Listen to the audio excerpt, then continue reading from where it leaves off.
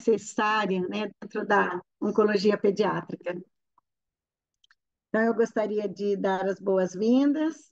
A Débora Matos não pôde estar aqui como moderadora, e eu pude assumir esse lugar, e é uma honra poder estar aqui com o Nicolas, com todo o grupo de cuidados paliativos da SOBOP, podendo coordenar e moderar essa mesa, essa aula do curso tão importante como todas as outras que tivemos até então.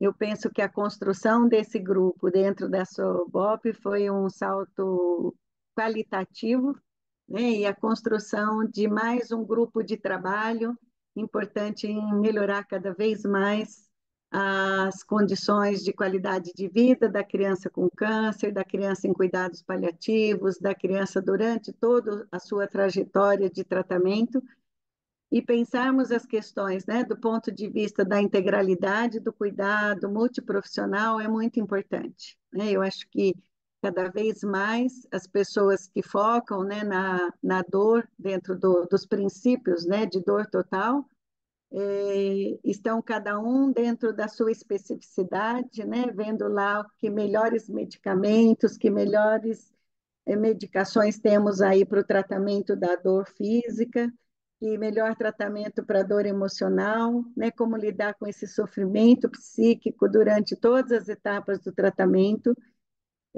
tanto para as famílias, quanto para os pacientes. É importante considerar, né, o papel dos pais, levar em conta a família nesse momento de decisões, nesse momento desde o momento da comunicação do diagnóstico e em todas as etapas, né, de retomada de decisões, de rever, né, o tratamento quando não há mais cura, também a participação da criança, do adolescente.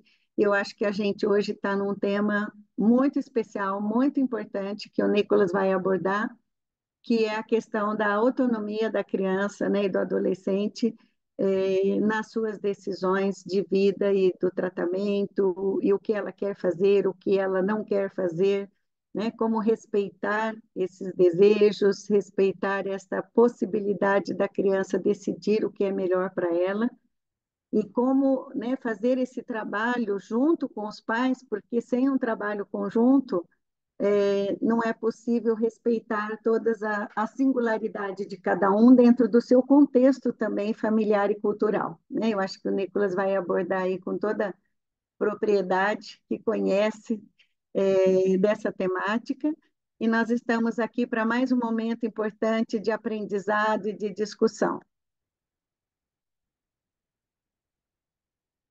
Eu gostaria de estar apresentando, então, o Nicolas, né? Eu vou fazer uma apresentação um pouco informal, Nicolas, né? Porque eu gosto muito de fazer a apresentação quando eu tenho a oportunidade de conhecer as pessoas, e vou apresentar como tenho a você, de colocar a pessoa como dentro de um universo muito maior, né? Além do profissional. Então, é o universo pessoal, é o universo de amigo, é o universo pessoal, profissional que eu vou falar de você. Então, o Nicolas faz parte, né, da minha história profissional e pessoal. A gente já teve muitos momentos juntos importantes, né, dentro de momentos aí da pesquisa dele, da investigação, quando fui convidado para sua tese, para fazer parte lá como membro suplente da banca. Foi uma honra ele lá em Ribeirão, eu aqui recebo um convite muito especial, e isso estreita laços, né? Laços num pensar, laços de amizade, laços de estudo, de ciência, de pesquisa, e hoje estamos aí cada vez mais entrelaçados, né, nos cuidados paliativos e oncologia pediátrica, dentro da ANCP, dentro da SOBOP, dentro da SLAOP também, né? Estivemos juntos lá em Floripa, esse ano iríamos estar juntos também no México, infelizmente não deu, mas vamos poder te ouvir hoje um pouquinho da aula que você ia dar, né? Agora em junho lá na SLAOP, que estava tudo pronto para te esperar, e fica para o próximo, né? E vamos estar juntos. Então, é muito bom ter você aqui. O Nicolas é de Ribeirão Preto, da faculdade, né, da USP de Ribeirão. Tem um trabalho lindo, que desenvolve com as crianças, com as famílias, das crianças com câncer, né, dentro da oncologia pediátrica, e está aí, né, da coordenação da diretoria estadual da NCP. Você vai me corrigindo se eu não estiver falando Uhum, corretamente. Na uhum. rede brasileira também, né, fez parte da fundação, membro da rede brasileira de cuidados paliativos pediátricos, membro aqui, né, da SOBOP, da SLAOP. Então, está na Sociedade Brasileira de Psiconcologia também, como membro do Comitê de Psiconcologia Pediátrica. Então, estamos aí em várias sociedades entrelaçadas nessa relação pessoal e profissional, né, levando os nossos saberes, nossos aprendizados, né, para maior troca e aprender sempre um com o outro e com os outros, né? Com cada um aqui de vocês. Então, para mim é um momento ímpar estar aqui, né? Eu que sou aí acho que a mais velha da turma nos cuidados paliativos e oncologia pediátrica, né? Que minha tese de 1992, tese de mestrado na USP, foi a construção de um programa de cuidados paliativos e oncologia pediátrica e um estudo aprofundado, né, clínico das relações da criança nas fases de progressão da doença. E acho que é um saber que nunca se finda, né, nas muitas teses que existem. Há sempre o que aprender, há sempre o que acrescentar. E eu estou aqui para aprender um pouco mais com você hoje, né, e para nós trocarmos aí nossas histórias e conhecimentos. Bem-vindo, e vou passar a palavra então para você. Eu tenho até dificuldade de falar depois dessa, né? Agradeço muitíssimo, né? Eu sempre brinco que Elisa é minha madrinha de psicologia, né? De psiconcologia. Sou filho da Elizabeth do Vale, mas tenho como madrinha Elisa. Então, é um grande prazer, né? É uma grande honra estar essa noite com vocês. Então, como a Elisa disse, meu nome é Nicolas Areco, eu sou psicólogo responsável pela unidade de oncologia e hematologia pediátrica, do Hospital das Clínicas de Ribeirão Preto, né, ligado aí à Universidade de São Paulo. Hoje também sou vice-presidente da Academia Estadual de Cuidados Paliativos, é, estou em alguns comitês, né, sempre trabalhando a interface, né, das variáveis psicossociais com o fenômeno da criança com câncer, e mais particularmente é, de como também a gente pode fazer essa compreensão a partir da realidade dos cuidados paliativos. Então, é uma honra estar aqui com vocês, e a ideia dessa fala é trazer alguns elementos para a gente refletir sobre a autonomia da criança, né? Eu vou aqui compartilhar a minha apresentação com vocês. Então, esse é. Opa, um spoiler. Como tema, então, principal, né, não quero mais esse tratamento.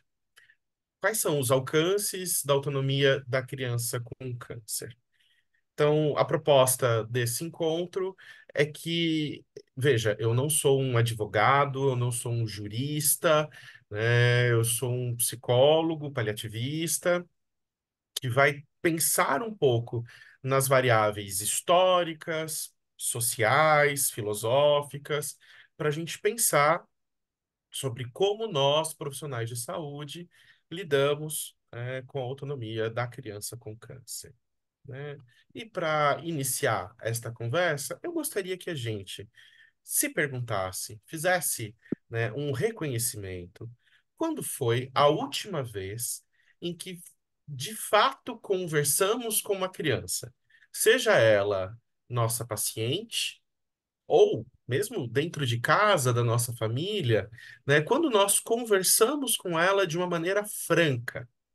Veja, eu não estou dizendo discutimos sobre ela, eu não estou dizendo falamos ou atendemos ela com os pais, né, ou com responsáveis, mas em que momento, qual foi a nossa última experiência, da qual nós olhamos nos olhos da criança e nos abrimos ao diálogo com ela, um diálogo interessado. Não só um diálogo em que nós, como adultos, vamos explicar, vamos contar, vamos dizer alguma coisa.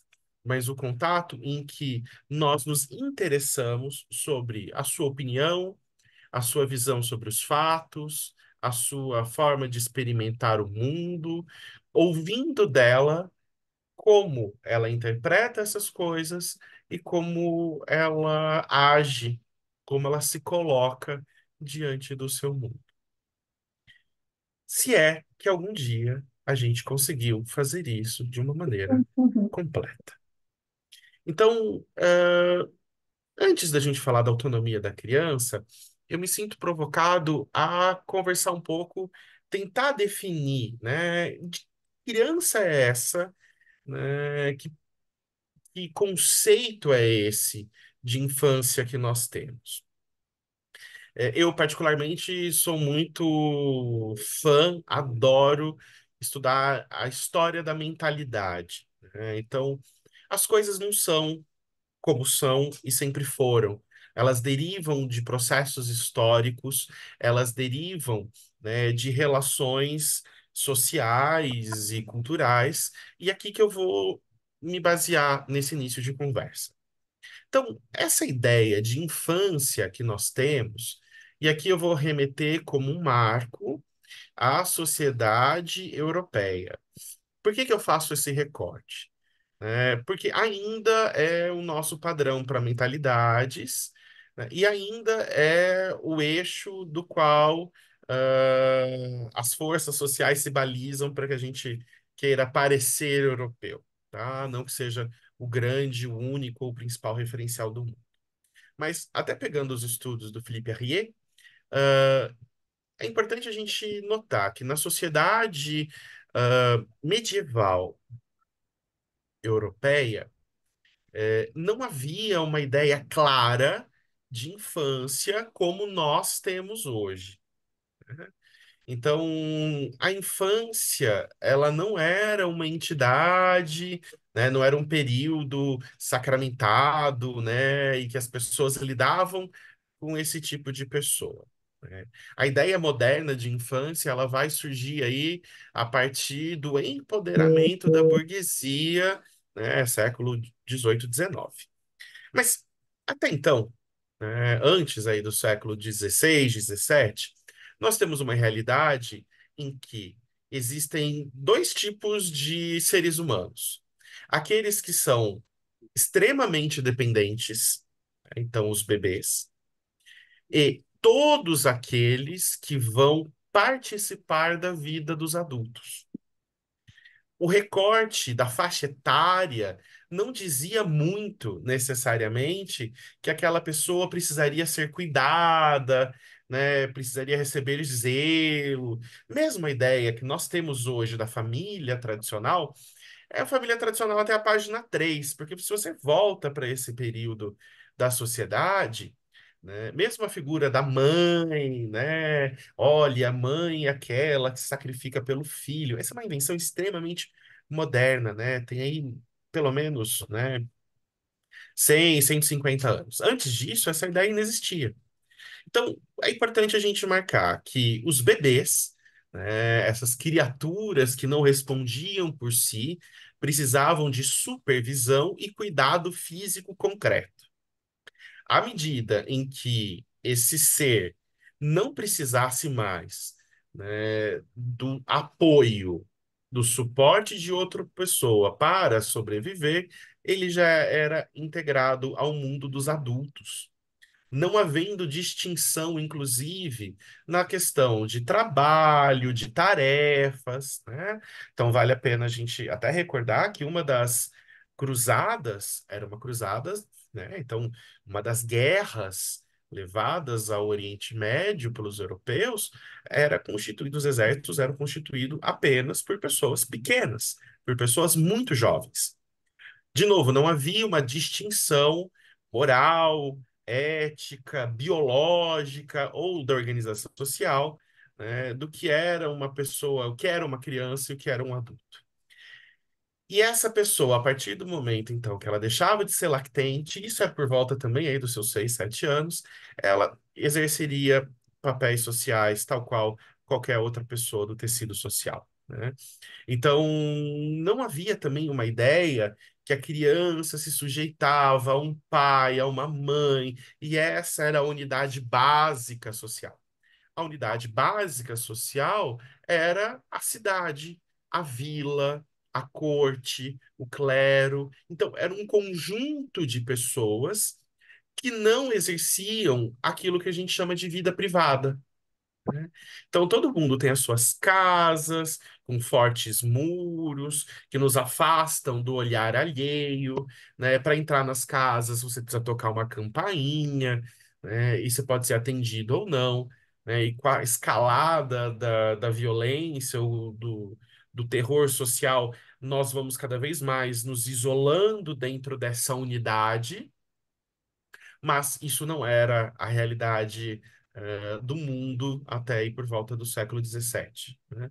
Então, o que mandava era essa vida comunitária, em que o pai e a mãe, uma vez que exerceram primeiro o direito do primogênito de ter uma vida digna, todos os outros filhos que vinham, né, a roldão, que vinham depois, eles eram ilustrações, que podiam viver ou podiam morrer, né? Existia uma comoção, mas não existia essa ideia que nós temos de família, né?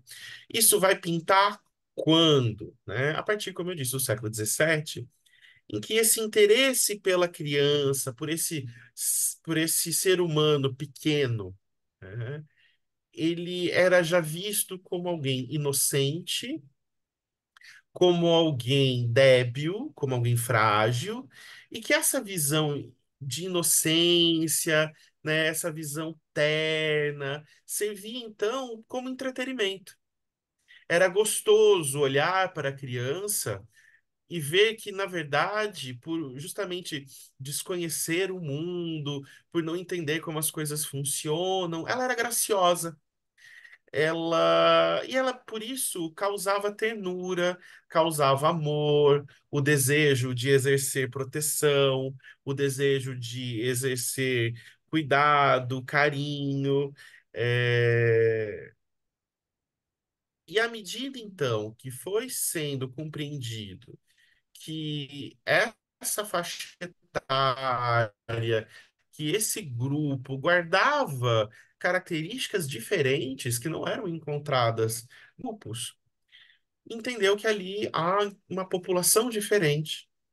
Então ela vai ter vestimentas diferentes, ela terá práticas diferentes, enfim, né? Ela será inclusive separada fisicamente. Então, a partir daí, surge a ideia moderna de que a criança é inocente, que a criança ela não tem domínio sobre o mundo e que será gracioso vê-la explorando e conhecendo o universo à sua volta. Porém, ela é totalmente destituída de qualquer identidade, é uma tábula rasa, é uma folha em branco em que nós podemos e precisamos escrever questões que tenham a ver com a moral, os costumes e também ensiná-la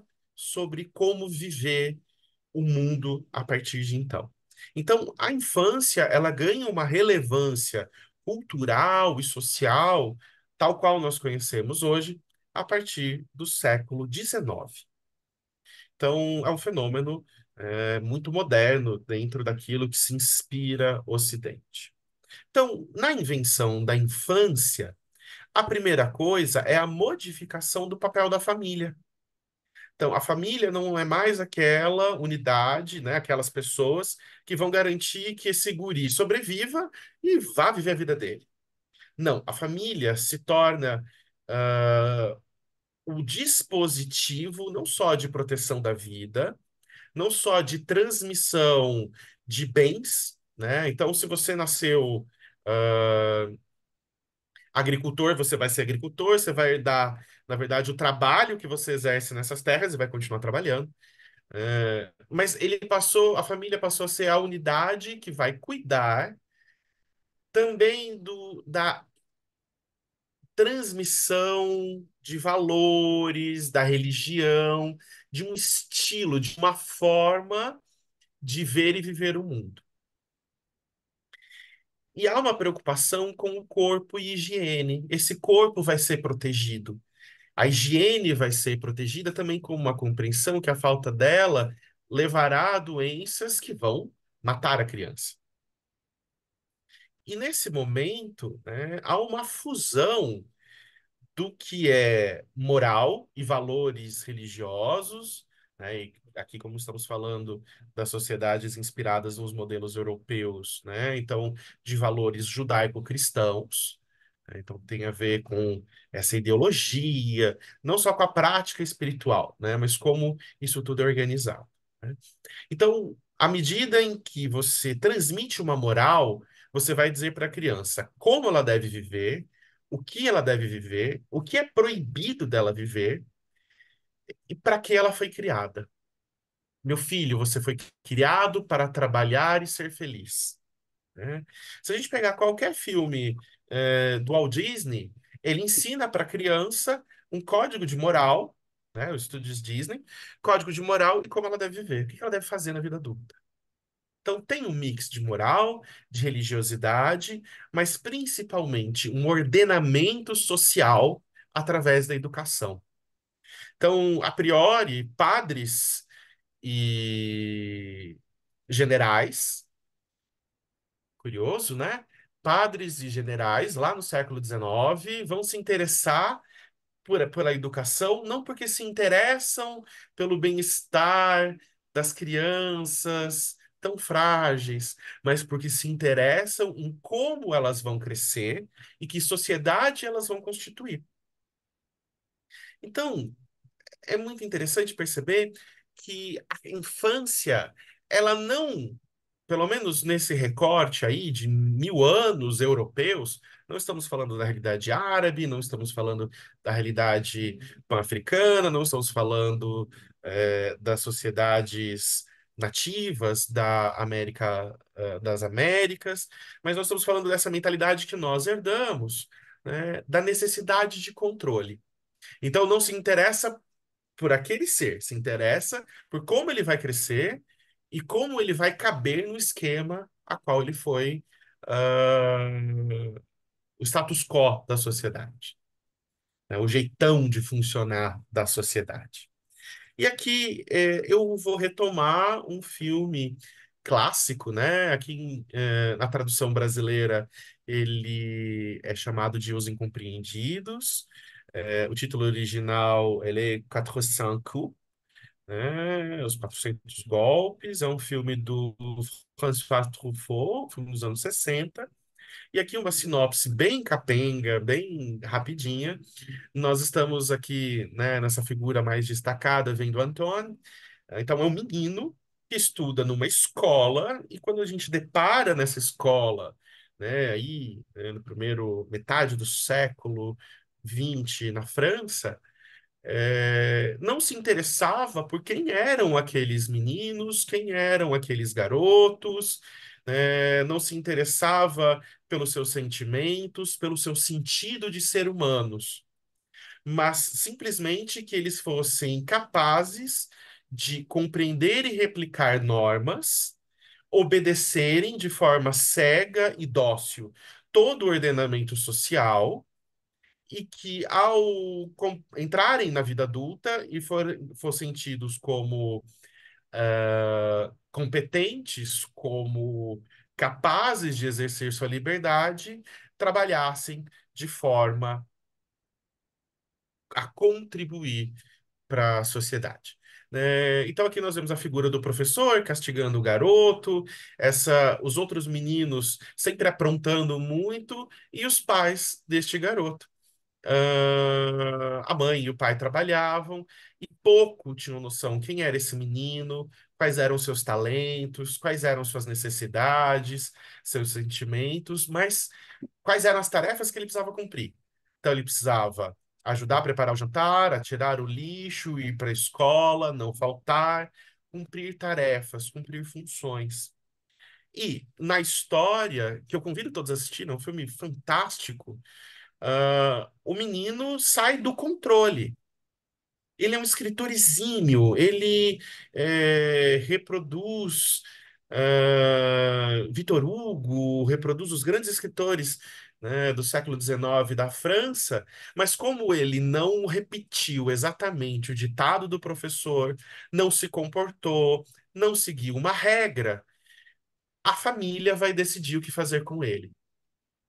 E uma vez que a família se sente fragilizada e não consegue deliberar, não consegue decidir sobre o que vai ser feito da vida desse garoto, ela delega à autoridade. No caso do filme, a autoridade é um juiz. O juiz que vai decidir pela prisão e condução do menino a uma instituição de, de reformatória. Então, uma das cenas mais impactantes aqui, podem ver o filme tranquilamente, porque não tem tanto spoiler. Será que de fato a gente conhecia essa criança? Será que de fato esse professor estava interessado, o diretor estava interessado, os pais estavam interessados nos seus sentimentos, aspirações, na sua interpretação do mundo? Ou consideravam ele um tratado, né, como o próprio nome o próprio nome da tradução brasileira lindamente diz, o incompreendido. Se ele é incompreendido porque ele é diferente, então ele que trate de ser igual. E se ele não for igual aos outros, será punido. Será punido para aprender que ele deve obedecer família, Estado e autoridade. Então, em momento nenhum, nós estamos falando do bem-estar da criança, do menor, mas nós estamos falando de o quanto o mundo adulto que exerce poder decisório está satisfeito ou não com a possibilidade que essa criança oferece. Todo mundo gosta de criança boazinha, que ela faz tudo que a gente quer. Ninguém gosta da criança que mostra a língua, que não obedece, que é mal criada, e a gente faz músicas. Nana Nenê que a Cuca vem pegar, né? Então, ou você dorme, ou então o bichão feio vai aparecer, né? Nós gostamos, então, das crianças que exercem a nossa vontade. E nós temos medo, nós temos repulsa das crianças que não o fazem. E nós, então, as trancafiamos sem conhecê-las. E aqui sobre infância, eu me deparei com um texto de um autor da psicologia do desenvolvimento, o Bronfenbrenner. É um texto dele de 85, então veja, né, tem quase 40 anos, e eu vou tomar a liberdade de ler esse trecho, né? O texto que ele escreve chama O Futuro da Infância, e ele vai dizer assim: questiono o que nos Estados Unidos seria tomado como uma pergunta provocativa. Como devem saber, em todo o mundo, em 1979, foi o ano da criança. Para nós, foi também o ano da família. Enquanto procuramos identificar e satisfazer a necessidade das crianças, estávamos também tentando identificar e satisfazer as necessidades dos pais, das mães, dos funcionários de creche, enfermeiros, professores, diretores. E para os Estados Unidos, deveriam ser incluídos também os motoristas de ônibus, auxiliares de trânsito e policiais. Em resumo, fomos em direção às necessidades de todos aqueles a quem nossa sociedade delega, por decisão ou naturalmente, a responsabilidade pela tarefa crucial que cada cultura deve desempenhar, se quiser sobreviver e florescer. Ou seja, acionar o processo de tornar os seres humanos mais humanos. O ano da criança não foi o ano dos pais, o ano da pré-escola, o ano da escola, e novamente, pelo menos nos Estados Unidos, o ano do bairro, o ano dos horários flexíveis no mundo do trabalho. Era o ano da criança apenas. Portanto, era um ano de solidão para as crianças e de baixas expectativas para o seu futuro e para o nosso. Falamos mais das crianças do que as escutamos, sendo a percepção de que temos delas mais influenciada por um aparelho de TV do que por um ser humano. E aqui eu peço desculpas por pegar um trecho até longo, né? Mas esse que é um autor fundamental da psicologia do desenvolvimento, ele vai apontar algo que é extremamente incômodo. Mas aqui eu vou fazer um convite a vocês. Elejam qualquer tema dentro de oncologia pediátrica. Pode ser o sofrimento da criança, autonomia da criança, dor na criança, cuidado da criança, e transforme nisso num unitermo, numa palavra-chave, e faça uma busca em qualquer base de dados, com manuscritos, com artigos publicados, artigos científicos. Eu desafio vocês acharem em qualquer tema uma proporção de estudos que foque mais na criança do que no profissional de saúde. Então é muito interessante, né? Ai, a autonomia da criança. Aí você vai achar estudos. A visão da autonomia da criança, segundo a enfermagem, segundo a psicologia, segundo o residente, segundo os pais. A visão dos pais, o sofrimento das avós. Mas é raríssimo, ou é muito menos frequente, para ser aqui um pouco mais honesto, nós encontrarmos estudos que privilegiem como fonte primária das informações a criança. Então, nós temos uma área desenvolvida a partir daquilo que nós interpretamos sobre as crianças, não a partir dela. Então, o que nós sabemos sobre a infância é muito mais de interesse dos adultos, de observação dos adultos, seja ele qual for. Do guardinha da esquina, a tia da creche, né? Do neurocirurgião pediátrico, auxiliar de enfermagem. Todos serão consultados. E a criança olhará desconcertada para sua realidade, sem poder falar. É interessante também que, a partir desse texto e de algumas discussões que o Bronfenbrenner vai trazer, ele mapeia que existem, sim, fatores da nossa organização que vão influenciar aquilo que nós achamos que é a infância. E um dos primeiros fatores são as políticas. Não só os políticos, não só os gestores públicos, não só aqueles que são eleitos para a Constituição, né, dos estados e nações, mas para a visão política.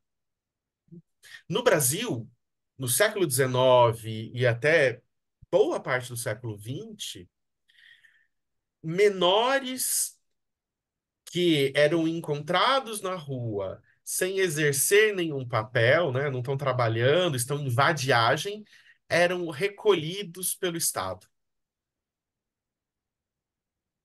De repente, realidade do Brasil, a partir do ano de 1990, com a aprovação do Estatuto da Criança e do Adolescente, busca-se, né, uma nova definição de infância. Então, a criança não vai mais trabalhar, né? Eu sempre recorro a exemplos pessoais, né? Minha mãe, meu pai, meus tios, todos começaram a trabalhar com 12 anos, 11 anos. E de repente nós temos, a partir da década de 1990, uma discussão que criança não pode trabalhar, mas ela precisa de uma formação. Então, à medida em que a política muda, nós mudamos também a visão sobre esta infância. Não, peraí, a economia entrou em crise, o trabalho entrou em crise, então a criança pode voltar a trabalhar. Então a gente vai mudar as leis, como aconteceu uma tentativa de acontecimento nos últimos 8 anos, realidade brasileira. Nós vamos tentar mudar as leis para que a criança possa ser presa, para que ela possa ser punida, para que ela possa trabalhar. Trabalho dignifica. Peraí, o trabalho dignifica a infância, ou nós percebemos que nesse momento a infância tem uma outra utilidade? Então, qualquer estremecimento político, econômico, daquilo que se vê como trabalho, né, e que modifica a organização social, modifica-se também a utilidade das crianças. Países devastados, assim foi o Paraguai, na Guerra Sangrenta do Paraguai, na Alemanha, no final da Segunda Guerra Mundial, como eu disse, em outras cruzadas, não tendo mais homens adultos, se enviam as crianças. Mas elas não eram frágeis, débeis, não sabiam do mundo? Sim, mas agora elas são úteis. Então, essa ideia que só a criança vai proteger a criança, que a criança é o futuro do mundo, depende do futuro que nós vemos. Então, o que eu estou querendo aqui com esse discurso um pouco, talvez, negativo, e que não é bem negativo, mas é realista, é entender que o fenômeno da infância vai mudar conforme nós queremos exercer poder e controle da sociedade.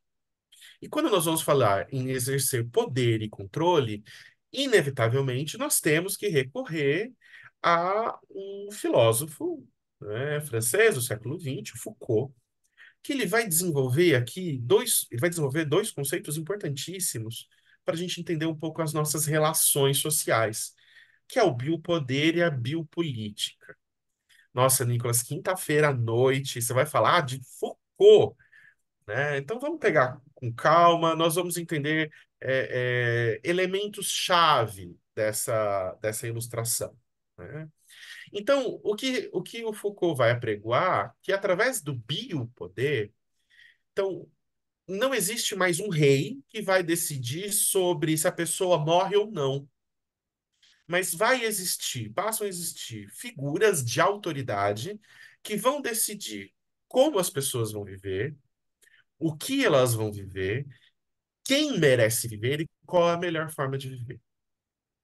Então, através dessa autoridade, haverá um discurso de controle, e que as pessoas, elas não são tão indivíduos assim, elas são grupos.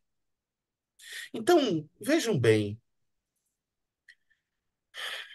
nesse momento, a vida de crianças de 8 anos, de pessoas de 8 anos, que moram no bairro elegante, rico da cidade de São Paulo, vale essa vida de uma criança de 8 anos rica, de uma cidade, de uma metrópole, vale o mesmo que a vida de uma criança ou que um grupo de crianças ribeirinhas de uma região pobre do interior do estado de São Paulo, por exemplo?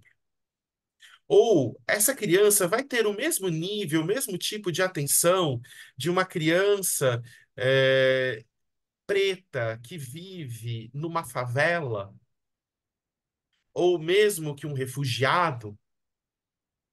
A resposta é não.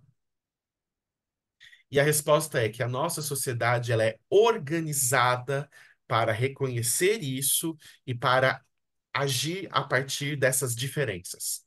Existem corpos que valem mais, existem pessoas que valem mais, existem grupos que valem mais e existem grupos que não valem. Mas elas me valem de controle. Então, a biopolítica é uma forma sutil da gente controlar o comportamento das pessoas. Uma das formas mais sutis e, na verdade, mais arrasa-quarteirão que a gente tem hoje em dia se chama rede social, em que você vai propagar quais são os códigos de conduta, o que você deve viver, o que você deve ansiar, o que você deve comprar, o que você deve desejar. Que corpo que você deve ter? Você deve ser gordo, você deve ser magro, né? Deve ter bigodão. Confesso que eu vi um monte de gente com bigodão, falei, cara, também. Achava ridículo isso no meu pai, nas fotos deles anos 70. Tô aqui eu, pagando com bigodão, mas porque a rede social me disse que esta é a moda. E veja, nós não estamos falando só de moda, mas é uma estratégia de controle de comportamento e que vai dizer, de novo, como viver, o que viver e será que você merece viver? De que jeito? Então, quando nós estamos falando de biopolítica e biopoder, nós estamos falando também de como nós manipulamos e controlamos a infância.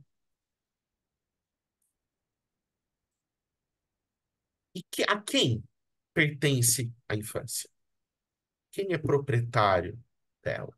Né?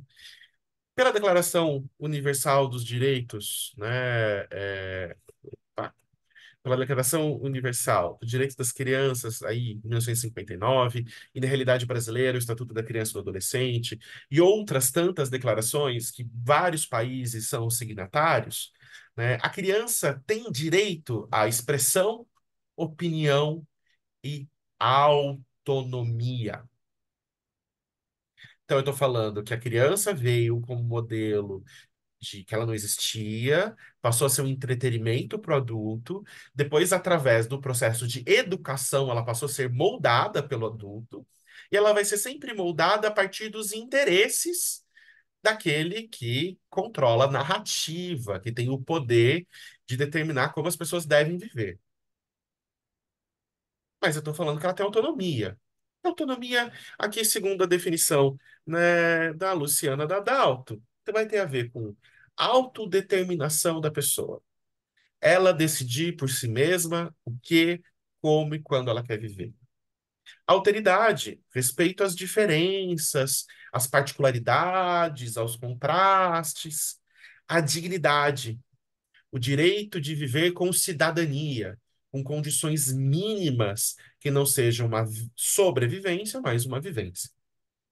E a capacidade de tomada de decisão. Ela é capaz de interpretar o seu mundo e decidir, escolher, né, a partir de uma motivação, o que ela quer para si, o que ela não quer.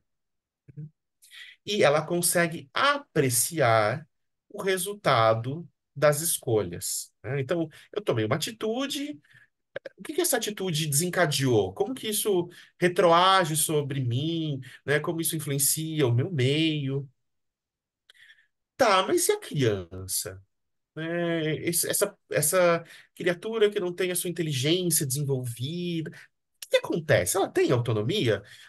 Os códigos nacionais e internacionais dizem que sim, mas ela tem, na verdade, uma autonomia reduzida, porque ela tem uma restrição na capacidade de deliberar a partir de seus desejos.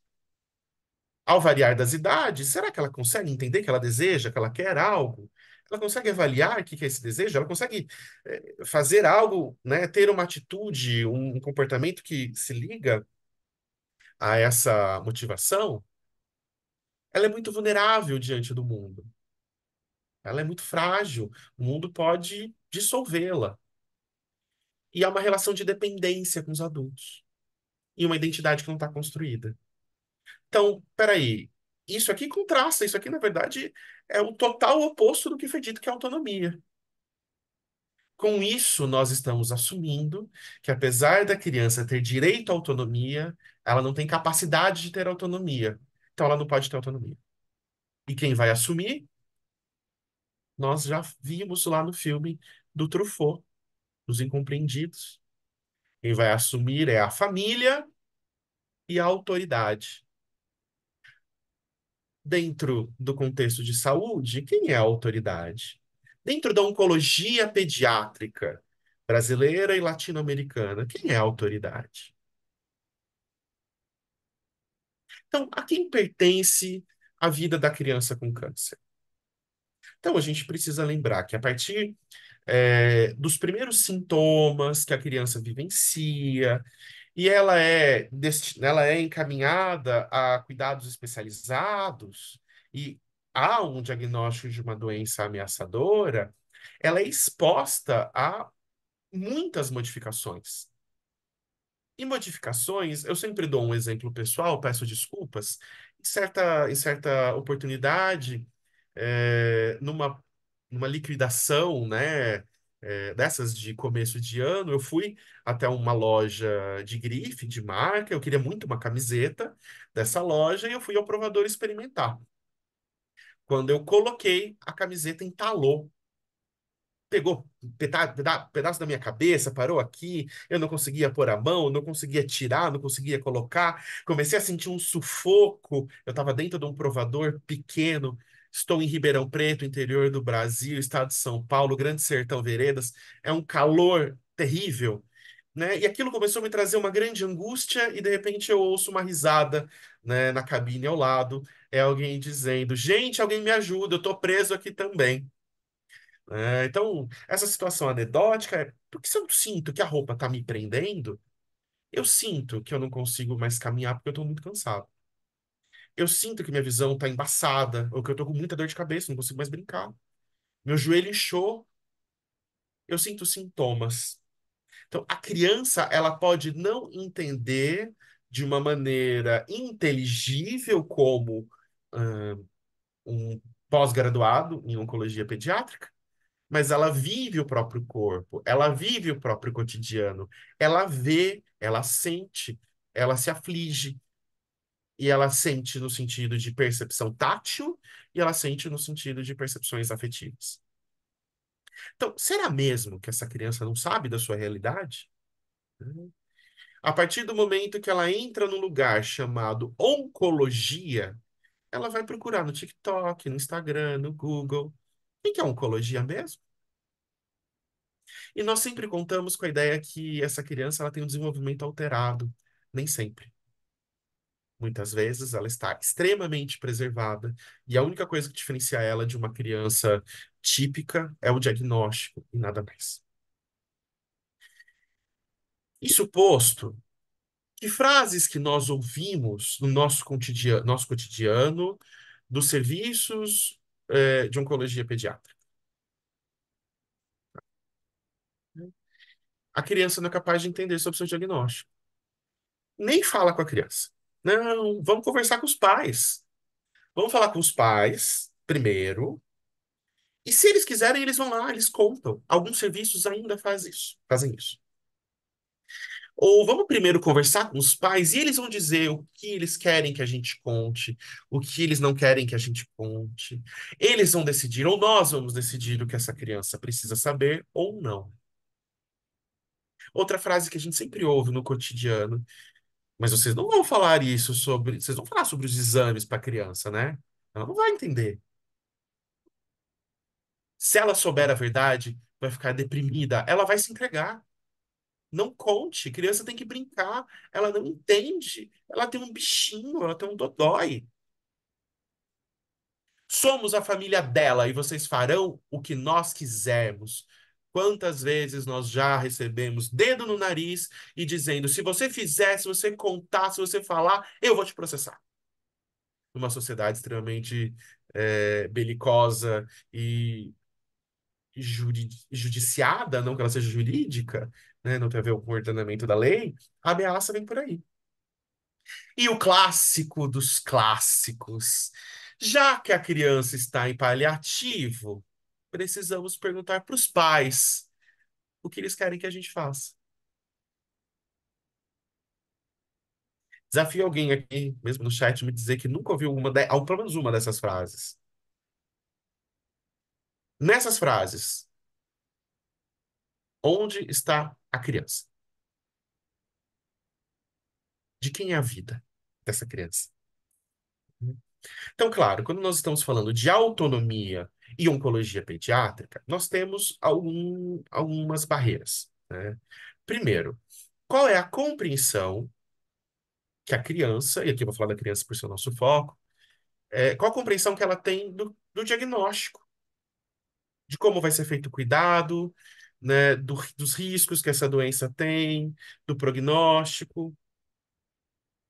Ela consegue compreender todos os impactos do que ela tem, do que ela deixa de ter, se ela tratar, se ela não tratar, ela consegue ter essa leitura, né? E ela consegue comunicar as decisões dela a partir de valores pessoais, pensando nela mesma, não nos pais, nos médicos, nas enfermeiras, enfim. Então, nós temos sim alguns entraves a essa autonomia. Veja, eu falei entraves, eu não falei bloqueadores. Então, quando a gente está falando da área da saúde, então, questões relativas à faixa etária, ao nível de desenvolvimento neuropsicomotor, à maturidade cognitiva e afetiva, vão influenciar, né, na quantidade ou na capacidade dessa criança ter autonomia. Ela tem linguagem para isso? Ela é capaz de decidir? Ela entende a repercussão do adoecimento? Agora, por que mesmo que a gente acha que a pessoa depois dos 18 anos já tem tudo isso? Ou será que, por outro lado, a gente acha que nunca as pessoas vão ter isso e nós decidimos por elas, né? Então, todas as crianças com câncer vão ter os mesmos indicadores de limitação de autonomia? Porque a gente já assumiu que a criança não é capaz de decidir, que a criança não tem autonomia porque ela não interpreta, ela não entende. Todas as crianças, do mesmo jeito? Será? Com todas as idades? Mas será que todas as crianças com 4 anos são iguais? Todas as crianças com 10 anos são iguais? E aqui, então, eu tomo a liberdade de trazer um fragmento de um atendimento que eu realizei com uma menina de 10 anos, hospitalizada na CTI, eh, por uma tentativa terapêutica curativa, mesmo que essa tentativa eh, represente aí alguns impactos. E eu vou tomar a liberdade, então, de ler essa transcrição. E aí a frase é minha. Eu estou reparando que hoje você está um pouco diferente. Sua voz está mais triste, quase não está respondendo ou contando sobre suas coisas. Me parece que está com um olhar perdido, distante. Esse foi um atendimento feito à beira-leito, no espaço, então, da CTI, né? A criança estava hospitalizada na CTI por efeitos colaterais do tratamento proposto, de uma doença com uma baixíssima possibilidade terapêutica que apontasse para remissão. Então, percebendo que ela estava diferente, eu disse: tô vendo que está diferente. E o que que ela me respondeu? Tio, sabe o que é? Eu não aguento mais tratar. Eu tenho que ficar longe de casa, fora da minha cidade, longe dos meus amigos. Ela era de outro estado. Meu pai está triste, minha mãe está triste, e eu não posso dizer que não quero mais. Agora, na CTI, eu tenho que dormir sem eles. E fiquei até sem internet. Eu não aguento mais viver assim. Então, será que não podemos conversar com seus pais, explicar a sua opinião, para que eles entendam como você quer viver, de quem você quer estar perto?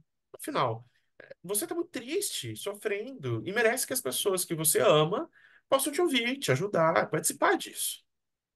E a resposta dessa menina foi: mas toda vez que o médico vem me ver, ele fala pro meu pai que agora tem jeito, que vai dar certo e eu vou ficar boa.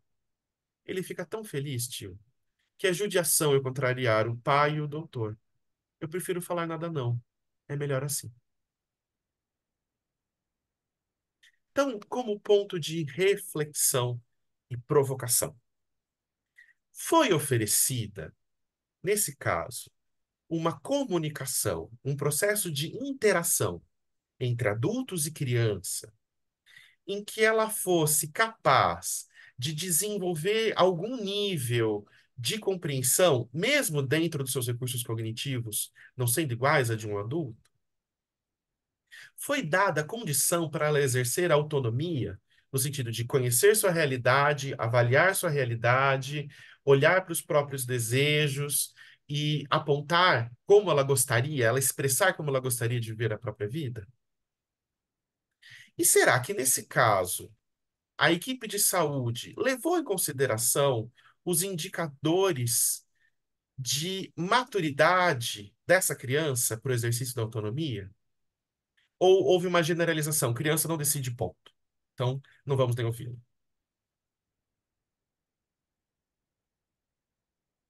Aqui há um exercício de biopoder.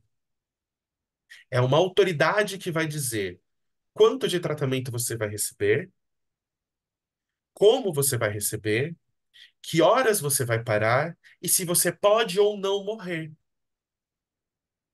Essa autoridade pode ser a equipe de saúde, pode ser um governante, pode ser um líder religioso, pode ser um pai ou uma mãe.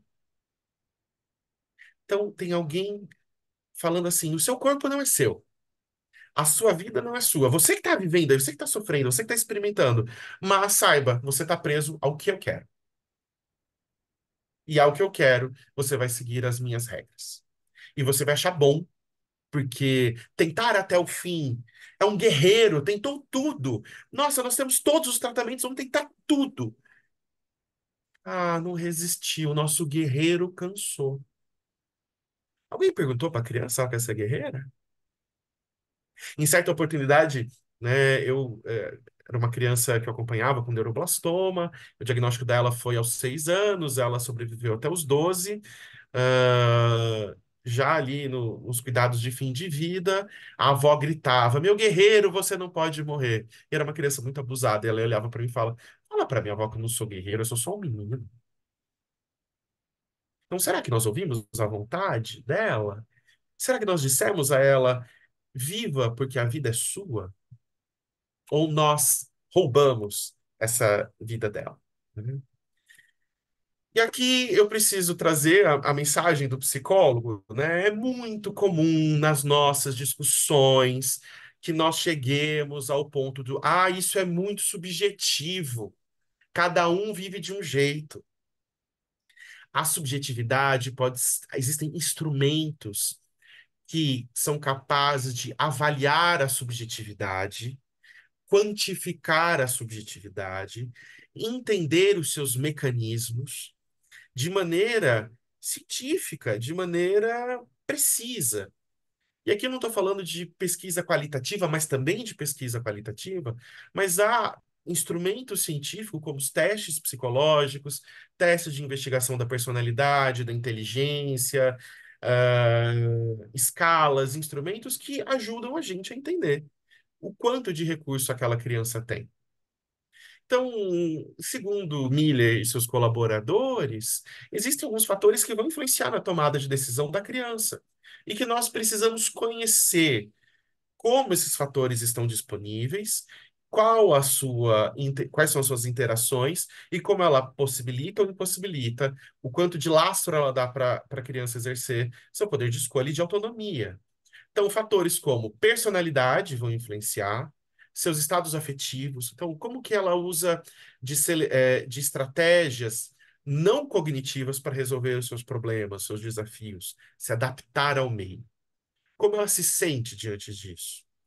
O que que ela entende? Como ela decodifica? Ela tem experiências prévias com câncer ou com tratamento? Que tipo de suporte ela recebe da família? Como que é a relação com a equipe? A comunicação, a suporte social, como que ela vive o ambiente hospitalar, o ambiente transformado da sua casa? E que efeitos que ela sente que efeitos ela tem do adoecimento? Olha, é um adoecimento muito severo, né? Um tumor do sistema nervoso central, é algo muito que faz com que ela não tenha mais a mesma cognição. Então, claro, ela vai ter aqui a sua capacidade de decisão alterada, nunca zerada. Né? E o que eu gosto muito é desse estudo, que vai trazer aqui esses autores quais competências neuropsicológicas a criança teria para tomada de decisão. Então, nós estamos falando de mecanismos neurológicos que estão em franco desenvolvimento e que são capazes, né, de ajudar a criança a exercer sua autonomia. Então, quanto que ela consegue expressar da sua escolha, quanto que ela consegue compreender do ambiente, que tipo de raciocínio ela desenvolve e como ela aprecia essas variáveis. E aqui é uma tabela adaptada desse estudo. Eu cometi aqui uma gafe, eu não coloquei, eu ia colocar o QR Code do estudo. Quem quiser pode me escrever depois que eu envio. E aqui vai dizer para a gente dessas funções, em quais idades elas começam a estar presentes. Então, repertório de linguagem, a partir, em geral, dos 4 anos de vida, já está estabelecido. Claro que aos 4 anos de vida, muito mais empobrecido do que aos 15, mas já tem estabelecimento. Né? Processos de atenção. A criança está alerta. Esse alerta interpretativo é, de fato, mais próximo da adolescência, lá para os 10 anos. Mas de orientação espacial ou capacidade de execução, isso se desenvolve a partir dos 5 anos. A racionalidade, a abstração. A abstração, ela não surge só na vida adulta. A abstração começa já na infância, né? Já nos primeiros anos. Então, a abstração vai estar ali presente a partir dos 4. Né? E o quanto que ela consegue memorizar. Então, veja, nós temos aqui um modelo teórico baseado na neuropsicologia para nós avaliarmos quais indicadores as crianças têm para exercer autonomia. Então, aqui, né, indo para a conclusão da apresentação, eu retomo a pergunta inicial. Não quero mais esse tratamento. Nicolas, você não falou um nada. A criança pode ou não pode, afinal? Ela tem direito? Ela tem autonomia? Vamos pensar, então? O objetivo dessa fala é que a gente pensasse. Então, em qual grau nós utilizamos de construtos, de teoria sobre autonomia, mas, na verdade, para disfarçar paternalismo? Então, será que de fato nós estamos utilizando o conhecimento científico, não só dos fármacos, não só da medicina de precisão, das mutações genéticas, ah, da patologia, que tudo isso é muito importante, veja bem, mas nós temos uma série de conhecimentos que tangem ao desenvolvimento.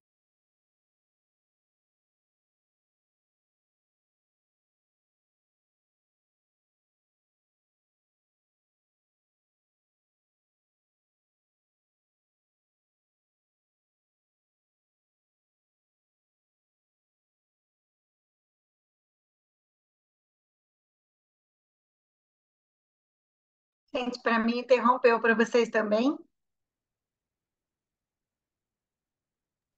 Sim, eu acho que ele caiu, né? Acho Eu que acho que ele sim. está com o áudio desligado agora. Opa, e agora? Nicolas? Ah, Nicolas, teve uma interrupção aí. Se você puder retomar a partir do slide diante da afirmação.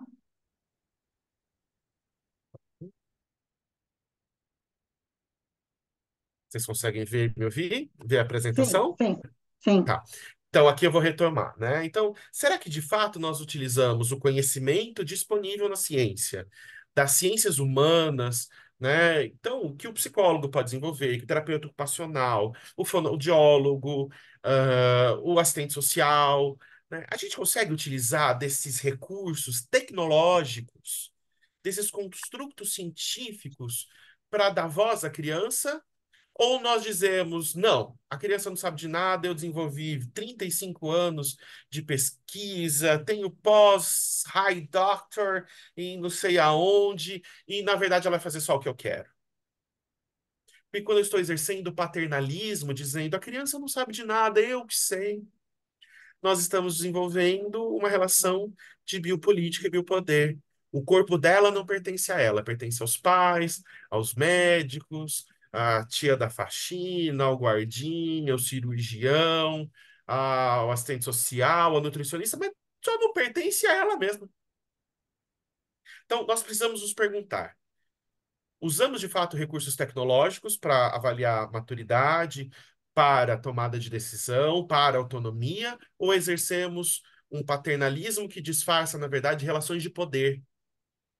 Tentamos tudo. Ufa! Nossa, nós conseguimos todos os medicamentos, fizemos tudo, e mesmo assim a criança recidivou diante do tratamento X. Foi um guerreiro, mas nós tentamos. Ah, é a última chance dela. É a última chance dela ou é a última chance de eu exercer poder sobre a vida dela?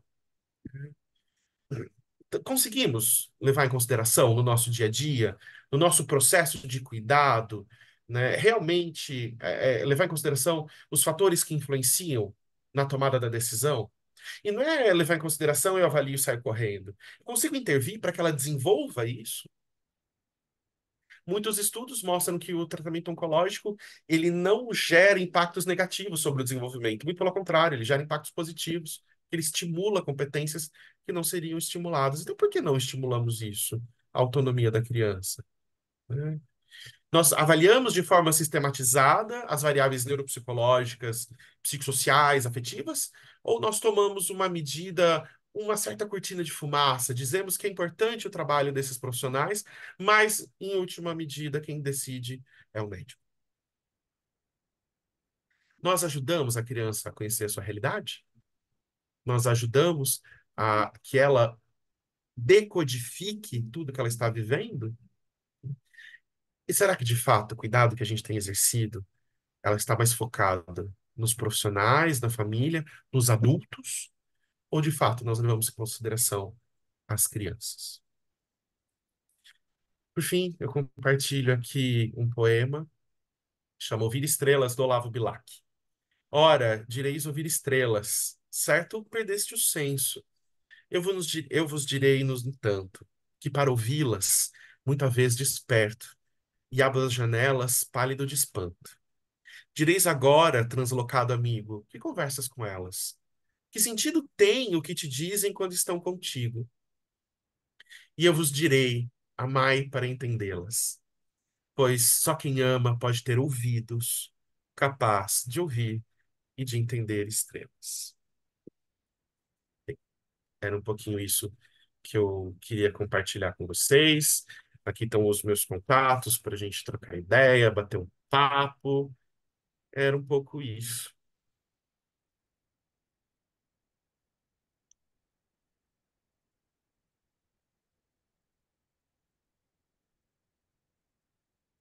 Nossa, Nicolas, que apresentação, viu? Esse final aí, lindo, né? Sobre o amor que tudo constrói, que tudo muda, né? Que é essa capacidade de amor, de amar que transforma e que faz escutar a voz das crianças. Você mostrou que você tem trilhado esse caminho, né, do amor na escuta das vozes dessas crianças e adolescentes, e muito além, né? É feito uma reflexão o tempo todo, e que reflexão linda que você trouxe, fazendo essa revisão histórica, né, do lugar e papel da criança na sociedade até os dias de hoje, mas o quanto ainda, né, apesar de todos os direitos aí estabelecidos, né, no Estatuto da Criança e do Adolescente, nas discussões e decisões de final de vida, onde a criança deve ser incluída na comunicação, o quanto você nos fez pensar, né, também do lugar que ocupamos enquanto profissionais, enquanto equipe multiprofissional, se estamos de fato, né, escutando essa criança e qual o lugar que estamos assumindo, né? Porque quantas vezes a autoridade ou o fato de você ter um lugar ali de poder, de ocupar um cargo profissional de diretor, de chefe de unidade, ou mesmo de psicólogo, pedagogo, até que ponto, né, muitas vezes o desejo do profissional não está além ou acima também do da criança e que faz ali um conluio com pais ou com outros profissionais, né? Mas como cada um tem que realmente ter um olhar e uma escuta, né, ao que ela nos diz. Eu acho que o papel nosso da psicologia tem sido muito esse, né? Dar voz a essas crianças e adolescentes e poder ser um agente e um elemento aí, né, de intermediação na relação com a equipe, com pais. Eu acho que a gente faz muito isso, né? Quando você está lá na UTI escutando aquela criança, né, e sabendo o que ela mais gostaria, né, o quanto é importante a hora que você vai ouvir esses pais e pode talvez, né, ajudar com que eles pensem um pouco o que essa criança quer, né, qual é o desejo, e com os médicos também, né, porque muitas vezes eles não têm a noção do que realmente essa criança está nos dizendo, né, na sala de atendimento. Por isso que o trabalho integrado é o único que traz mudança, né? Porque se a gente fica no contexto de aprender todo esse mundo interno e não levar para uma discussão, que nem sempre a equipe está aberta, né? Eu acho que quando a gente fala aí do médico oncologista e paliativista, ele ocupa bem esse lugar porque ele aprendeu a pensar de um outro paradigma, né? O que é o cuidado interprofissional, mas a gente sabe que não é isso que ocorre sempre, né? Eu já vi situações assim que a gente queria levar a voz dessa criança para os pais, até eu não quero ouvir, né? Eu sei o que ele quer, meu filho, e o quanto a Uhum. gente tem que fazer um trabalho árduo, né? Com cada um, e que começa lá desde o momento inicial, né? Porque às vezes só no final de vida eu falo que a gente consegue muito pouco, né? Trabalhar nessas decisões. Essas decisões têm que ser desde o primeiro momento que a criança entra, né?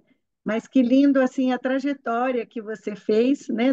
Dessa questão do lugar da família na sociedade, da criança e as reflexões que nos deixa, assim, eu ficaria aqui horas te escutando. E a hora que parou, eu falei, não, já acabou. Aquela coisa, gostinho de quero mais, né? Mas eu acho que a gente poderia ouvir um pouco as pessoas, né? Se tem perguntas também, se gostariam de estar falando algumas questões aí. E eu acabei ficando só acompanhando você, que eu nem fui ver o chat, né? Se alguém puder me ajudar lá, né? Se tem questões. Érica, Oi, Nicolas. Oi, Elisa. Posso eu?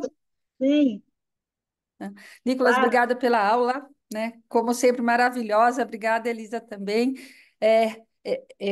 Eu fiquei com o coração apertado, né? Porque a gente sempre fica se perguntando se a gente realmente escuta as crianças e os adolescentes. E a gente sabe que lá no fundo talvez a gente não escute o quanto a gente precisa mesmo escutá-los, né? É um desafio imenso isso para todos nós, para os profissionais, para nós médicos, porque é muito difícil também, mas a gente sabe que a gente tem que escutá-los mais. Agora, às vezes o adolescente, para mim, a criança também, mas para mim o adolescente às vezes é muito desafiador. Talvez a gente que acaba sempre querendo impor um pouco nós sempre vai ter esse viés, eu acho, a gente tem que ficar sempre atenta, porque todo mundo tem a tendência a achar o que a gente acredita ser o melhor, né? Então a gente tem que estar sempre atento a isso. Mas às vezes me preocupa um pouquinho, porque quando o adolescente, se a gente não tomar um pouquinho de cuidado, ele é muito jovem, ele pensa muito no agora, nesse momento, né? No prazer da vida. E às vezes a gente precisa, de certo modo, falar, mas agora não dá, você tem que fazer esse tratamento, né? E aí, aí que às vezes a gente fica, né?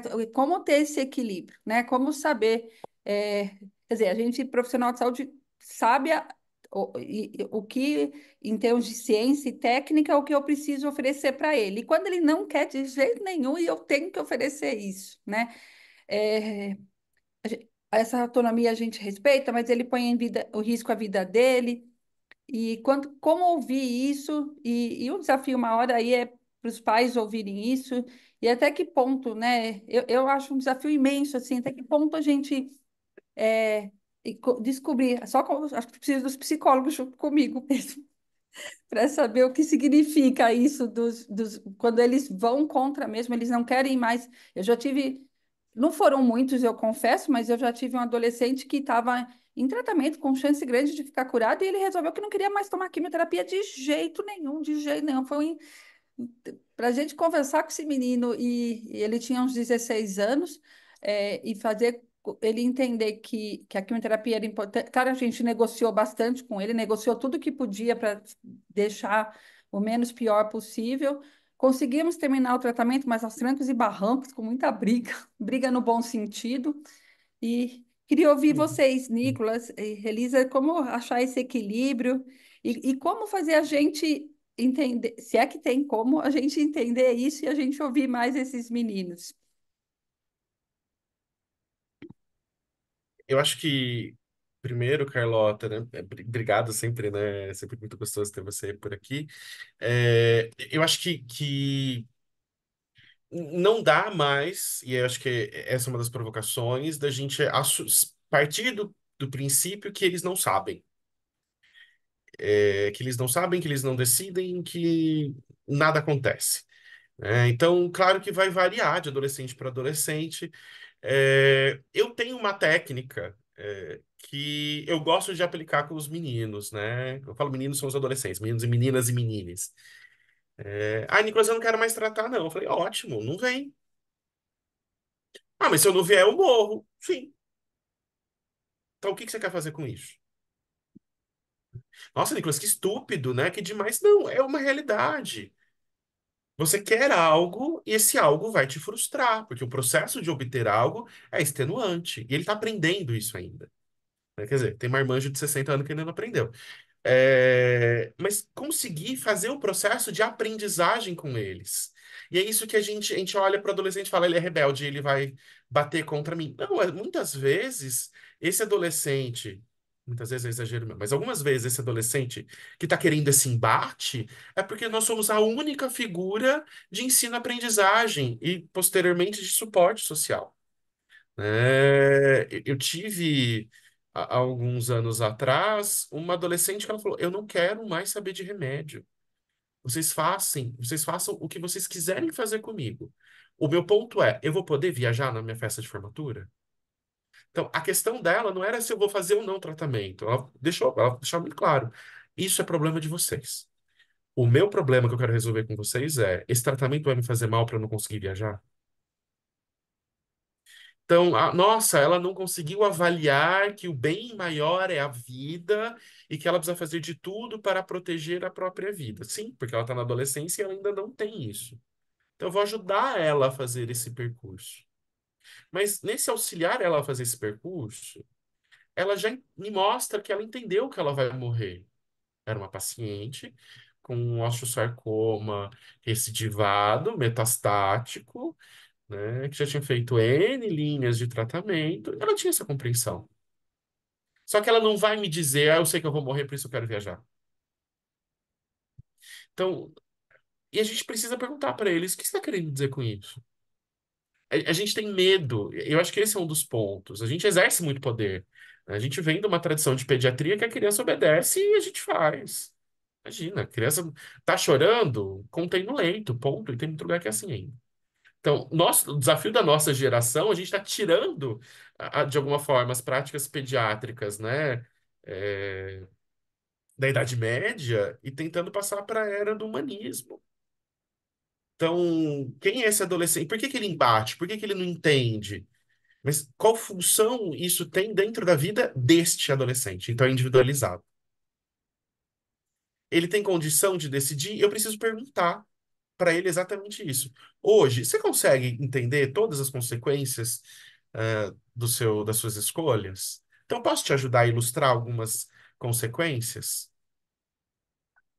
O que que você imagina que vai ser consequência disso que a gente está fazendo? E aí, são coisas que a gente não faz, mas nem com os pais, né? Então, na verdade, não é só o processo de comunicação, preciso passar bem uma notícia. Mas o que que a gente quer com essa comunicação? E, na verdade, o que a gente quer é só dar o remédio mesmo. Sim, só. É isso mesmo. A gente precisa melhorar muito. É um Mas desafio gigantesco para todos nós. isso, sim. Obrigada, Nicolas. É isso mesmo. Não, então vamos embora, Eu que vamos atrás agradeço. desse desafio. Nicolas, gostaria de ler aqui que está bem bonita. Ana Beatriz Oliveira disse que gostaria de expressar minha sincera gratidão pela oportunidade de participar da aula incrível que foi apresentada. A riqueza de conteúdo e clareza nas explicações e a dinâmica realmente fizeram a diferença. Agradeço imensamente por compartilhar seu conhecimento e por tornar a aula tão envolvente e pensante. Reitero suas palavras. A Virgínia também disse parabéns pela apresentação. Esse assunto é difícil de pensar, imagina de colocar em prática, mas você foi muito bem. Eu acho que realmente está todos muito encantados com essa forma sua de dizer, né, e apresentar e deixar ainda sempre um ponto de interrogação para cada um, né? Porque são muitas reflexões, né? Em cada fala que você traz, essa questão do quanto temos um modo de pensar, mesmo a gente, né, na psicologia, muitas vezes traz aí toda essa bagagem, né, será que não sabemos o que é melhor para ele, né? Mas você quer desistir, por quê, né? E veja, você traz de uma adolescente que só tinha interesse de viajar, porque talvez fosse a última viagem, né? Pode fazer o que quiser, mas essa última viagem, se eu não vou ter chance de cura, pode ser que realmente vale a pena. Se ela tem chance, ela não tem chance de cura. Se ela tem chance de cura, eu acho que aí tem a questão do pensar, né? O imediatismo e o depois, né? Eu tenho uma vida pela frente, né? Que muitas vezes é muito difícil tomar essa decisão. Precisa uma maturidade que muitas vezes o adolescente não está nesse momento, né?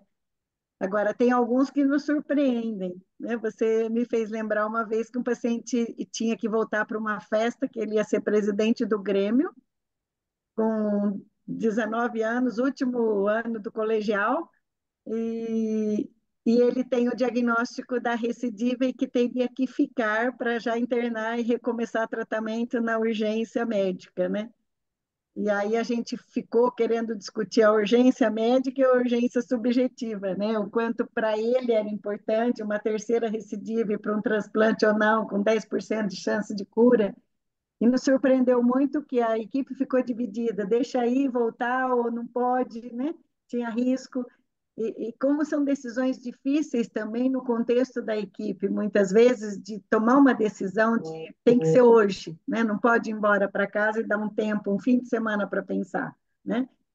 E foi muito interessante que fomos conversar com ele, com a mãe, e é muito bom quando a gente pode fazer isso, né? Compartilhar com equipe familiar, e ele disse assim, eu tenho meu substituto, né? Nesse momento, a minha vida é que me importa. E se eu tenho 10% de chance, eu vou ficar, vou me pegar esses 10% e vou fazer o transplante, né? Porque era 90% de chance de não dar certo pelas complicações. Teve 1000 complicações e está vivo até hoje, um paciente assim que eu tenho a maior admiração, né? Porque conseguiu transpor uma barreira que para todo mundo, aquele momento, para a equipe médica, os 10% era quase zero, né? E, na verdade, 10% foi 100% para ele, e, de fato, né, na vida real, ele conseguiu com muitas intercorrências durante o transplante, mas você vê que são decisões importantes de serem tomadas, se possível, nesse contexto, mas eu digo que é raro, né, Nicolas, isso ocorrer no momento onde o paciente, a família, muitas vezes tem essa divergência até entre paciente e família, né? O pai que assume aquele poder de eu decido a vida do meu filho e você não entra para conversar com ele, já vivi isso também, né? Então, são situações que eu não quero que fale da morte, ela é menor de idade, o poder é meu como pai, usa dessa autoridade, e aí o que fazer diante disso tudo, né? Numa situação mais de urgência. Por isso que eu falei que tem que ser um percurso, né? Muitas vezes, e você às vezes não tem esse tempo, né? Às vezes o paciente chega, vai para a UTI com o diagnóstico de câncer já final de vida. É raro, mas tem, né? Sim, Chega no estadio avançado, vai para um CTI e você tem que lidar com diagnóstico e morte, e aí fica tudo muito mais complicado, né? Mas a gente vai, eu acho que só o contexto de equipe mesmo e repensar também esse lugar que ocupamos, né? E isso que você apontou muito bem, né? A escutar, né? Está lá, né, sendo dito há muitos anos e há muito tempo, né, o quanto ela é fundamental, né, escutar o sofrimento do outro, a voz do outro, para daí construir até, né, a teoria a partir disso, e não a teoria se sobrepor, né, a tudo isso, né? Então, eu acho que é realmente trazer à tona a revelação desse interno que cada um carrega, né? Das suas angústias, dos seus medos e dos seus desejos, né? A escuta a ele. exatamente. Alguém mais gostaria de comentar? Eu acho que nós vamos Ah, a Dávia. eu queria. Eu não estou conseguindo colocar a mãozinha aqui levantada. Tudo bem, Nicolas, Lelisa? Tudo bom, Tânia? É sempre um grande prazer e a gente aprende muito, né, escutando você, viu? Então, assim, parabéns pela apresentação, foi brilhante e confesso que me incomodou muito, assim, né? É, eu acho que uma das coisas que você chama a atenção, e eu acho que a gente tem que pensar enquanto profissional, é qual o lugar que também a gente coloca essa criança, porque, na verdade, a gente também não quer parar, né? Então, muitas vezes, porque a gente está falando do paciente que está em tratamento, que há a possibilidade de tratar, que a gente acredita nisso, mas a gente vê muita criança que está cansada, que já não aguenta mais e que já está no quarto, quinto, sexto, aquela coisa que não se para, né? Que você tem sempre algo na manga, né? E aí, a vontade que a gente tem para perguntar, né? E a gente faz essa pergunta sempre você acredita que isso realmente vai mudar a condição da criança? E a criança muito cansada. E a gente entrar numa coisa de que somente o adolescente nos incomoda porque ele fala, então ele se expressa e a criança nem sempre. É uma das coisas que a gente tem que ficar atenta, porque a criança expressa. Ela expressa por meio do desenho, ela expressa pelo meio da fala, ela expressa pelo comportamento, ela mostra mais irritadiça, ela vira a cara para você, né?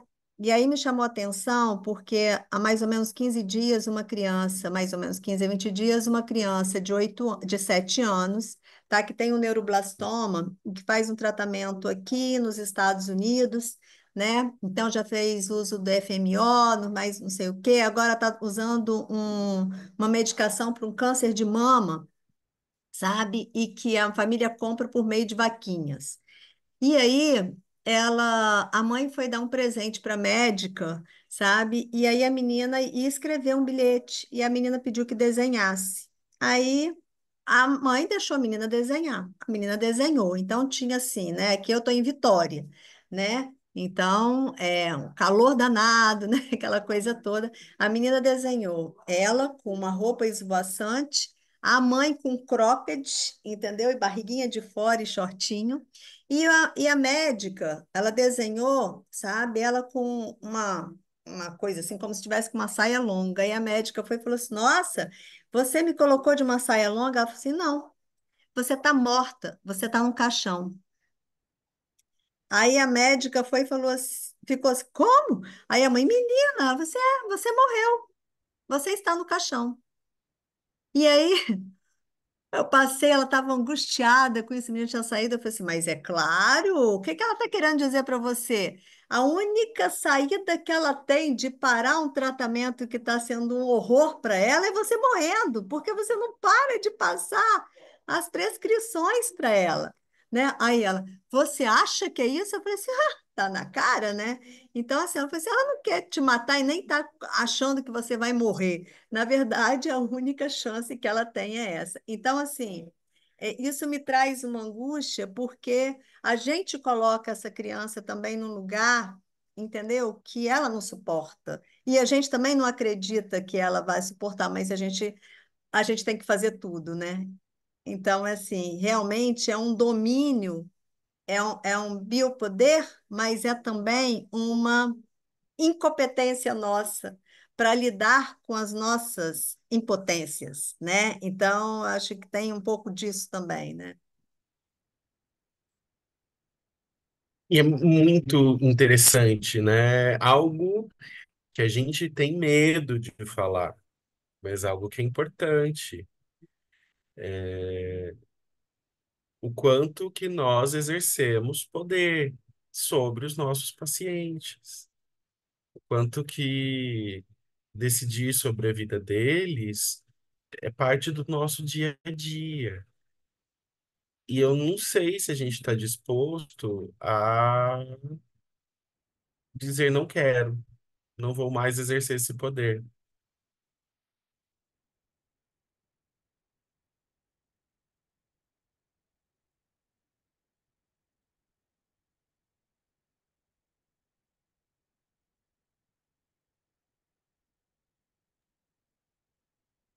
Acho que fica para cada um aqui, né? O que É, que a gente vai fazer é, com o nosso suposto é, saber, nosso suposto é, poder? Só para comentar, eu acho que é um equilíbrio super difícil. Acho que a primeira coisa é realmente ouvir a eles de verdade, né? E a gente tem que ir treinando isso, mas tomar sempre cuidado para não deixar eles decidirem sozinhos também, né? Aquela coisa da gente também deixar tudo Isso. para eles, né? E que às vezes tem, infelizmente, a gente vê os dois lados, né? O paternalismo excessivo e a gente não escuta nada. E eu concordo que talvez seja o mais fácil para nós, mas também vê o outro lado que é tão perigoso quanto que aí só põe e deixa as famílias decidirem aquilo que às vezes também elas não conseguem decidir sozinhas. E acho que esse vai ser o grande desafio do futuro, né? Porque está mudando mesmo e a gente tem que ouvi-los, como acho que o Nicolas falou, não cabe mais a gente não ouvi-los, mas nunca deixar eles sozinhos também nessas decisões. A gente está apoiando e está acompanhando eles nas decisões que eles tomam junto com a gente, com a equipe, né? Mas a gente sempre tem um viés, né? A gente precisa tomar muito cuidado com isso, para a gente não pôr as nossas vontades, né? E sim tentar sempre olhar da maneira mais justa possível, ética, e colocando esses pequenos em primeiro lugar, as crianças e os adolescentes, nos nossos casos, né? Que são os nossos pequenos. Mas é uma tarefa difícil, não é fácil, não. Posso retomar aqui só rapidinho, só porque minha internet flutuou. né? Eu acho que é isso, não é um bandejão em que a pessoa vai decidir, olha, eu quero batata grande, mas 50 centavos o sundae também, né? Mas nosso papel é de ajudar as famílias a entender o porquê, o para quê, e as crianças, né? Não é que a gente vai fazer só o que eles querem, né? O valor maior que a vida precisa ser praticado, nós temos esse instrumento, mas nós somos péssimos comunicadores, né? Nós ainda vivemos, né, na ideia que há uma superioridade, então nós não estamos acostumados a essa relação mais horizontal, né? Então, eu acho que isso que a Tânia traz, né, é uma provocação muito intensa, mas nós precisamos começar a discutir essas outras coisas, né? Eu gosto muito, aqui ficar como dica de leitura, a peça do Brecht, Galileu Galilei, e no final, a última diálogo do Galileu, né? Ele dizendo: ciência desconectada das pessoas não é nada. Então, acho que a gente precisa fazer essa aproximação entre esses dois domínios, né? Acho que essa é uma das saídas possíveis, né, para a área da saúde, para a oncologia pediátrica e afins.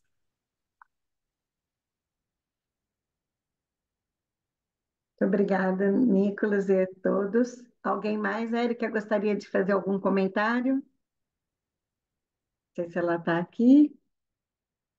Caiu. Mais alguém?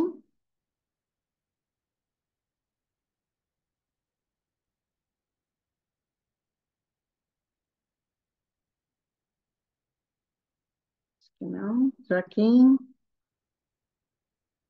Érica? Acho que a Érica não está. Ela que está não. Estou aqui, não, estou. Comentário, Érica? Alguma pergunta? Uma resposta às questões que o Nicolas trouxe? Vão levar para pensar muito tempo, né? Vai ficar para cada um aí muitas reflexões importantes.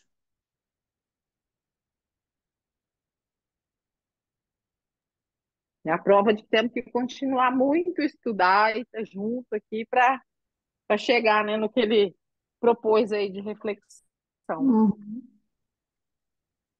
Sim, ok.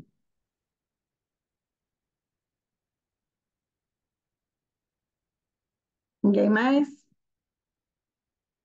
Eu acho que então acho que a gente poderia finalizar, né? Vou deixar a palavra final com você, Nicolas, e deixar nosso agradecimento. Foi um momento muito importante, realmente, como eu disse, né? Eu acho que o tema é assim um dos temas eu acho que mais nos deixa com dúvidas, é um grande desafio, né? Como você falou, né? Está aí bem, tudo muito bem escrito, mas como transformar, né? Do que está escrito na prática. Então, assim, respeitar a autonomia, respeitar direitos das crianças, né? Escutá-las, ela tem muitos direitos, né? Mas o quanto nós estamos podendo realmente na prática fazer valer esses direitos, né? Eu acho que a gente fica com muitas interrogações ainda, né? Porque tem muitos entraves, tem muitos cerceamentos, né? Da verdade. Eu vejo que tem atravessamentos e eu vejo assim que também dependendo muito do lugar tem mais ainda, né? Eu vejo que depende a cultura entra também muito forte, né? Quer dizer, essa cultura, por exemplo, aqui no Brasil, eu acho que nós temos e na América Latina eu vejo isso também, né? Uma dificuldade muito grande de poder compartilhar mais com as crianças e adolescentes e dar esse lugar a eles, né? A gente já vê muito mais grupos de jovens quando você pega a comunidade europeia, né? Os grupos, os adolescentes se reunindo, discutindo os seus direitos, né? Mesmo na área da oncológica, né? Reuniões que a gente tentou fazer aqui com esses grupos, vem muito pouco, o pessoal quase não participa, né? Então eu acho que ainda assim falta dar esse lugar, né, de direito que eles têm dentro da unidade, mesmo o espaço do adolescente eu acho que é muito pouco trabalhado dentro das unidades de oncologia, né? Se fica muito aquela mistura com as crianças, né, esse espaço mais infantil, e o jovem fica ou mais calado, ou mais quieto, ou mais segregado. Então, eu acho que falta mais, né? Saber trabalhar com esses jovens mesmo, né? Dentro da internação, no ambulatório, criar mais espaços de troca entre eles, que eu acho que a gente vai aprender muito mais com cada um, né? Então, é isso. Agora eu passo a palavra final para você. De novo, é uma grande honra estar aqui. Agradeço muito. É um tema que realmente me provoca, né? E eu acho que a gente tem aí algumas saídas, de novo, que é da ordem da tecnologia, né? A gente não vai avançar no cuidado oncológico, nós não vamos avançar na bioética ou no cuidado paliativo se a gente não incluir a tecnologia de todas as áreas. E aí que eu deixo um convite, um agradecimento, provocação, né, da gente pensar no próximo congresso da SOBOP, fazer uma mesa sobre temas assim, mas que não sejam só destinados à equipe multi, que possa ser um evento para que todos pensem em conjunto em variáveis que são importantes para o trabalho de todos nós. Porque enquanto a criança e o adolescente não forem o centro, a gente vai ter muito desafio pela frente. Agradeço de novo, muito obrigado pelo convite, espero revê-las em algum outro momento. Agradeço ao Sobop, a Érica e a todos que estiveram aqui presentes. Mais uma vez, obrigado, Elisa, e até o nosso próximo encontro. Obrigada, Nicolas. Foi um prazer revê-lo e aprender um pouco mais com você hoje e sempre, né? Até a Obrigado, próxima. gente. Tchau. Tchau, gente. Muito bom. Até mais, meninas. Carlota, Érica. Foi muito bom estar aqui com vocês. Até mais.